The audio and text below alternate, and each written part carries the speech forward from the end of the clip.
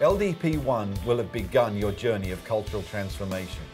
And as we looked at every one of those cultural themes, it will bring increase in your personal life and ministry. But that begins to cause you to ask questions. What kind of leader should I be? What kind of organization am I building?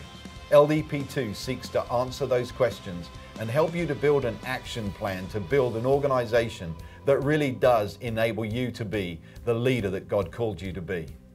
How do you build an organization that brings heaven to earth? What would be the component parts of that, and how do you lead that organization? We want to help you to build an organization where people encounter God, become a part of a family, and are trained and equipped to impact their sphere of influence. Paul brings his great skills of organization and leadership development, and I have the privilege of being able to share on beliefs coaching. Every area that doesn't glisten with hope in our life is under the influence of a lie. And so as we go through LDP2, we're going to go after the lies that create hopelessness about God, ourselves, about the people we lead, about our circumstances. Jesus said in John 8:32, the truth will make us free. And ultimately, the truth is going to make us healthy as a leader so that we can lead a healthy organization.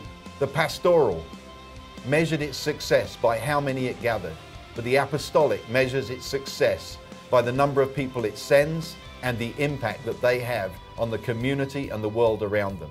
A transition from a pastoral mindset to an apostolic mindset.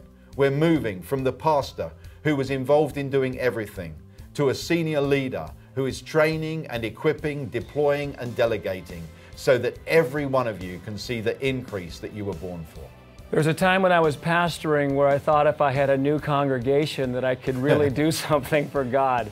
LDP2 is going to radically transform your beliefs about the people you lead.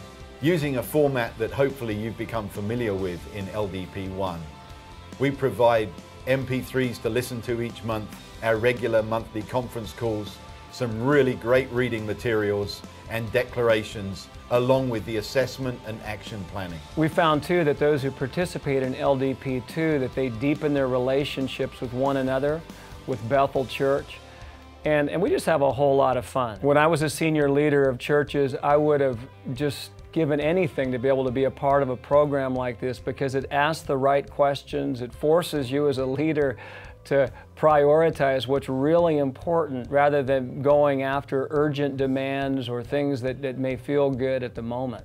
In these days of the greatest change and the greatest opportunity, the corporate world has been leading the way.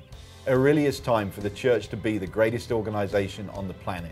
And that requires the marriage, I believe, of the supernatural and the strategic, working hand in hand, watching the supernatural power of God with the power, the presence and the provision, co-laboring with us as we bring the skills that God has given us, made in His image, to bring increase on this earth at such a time as this.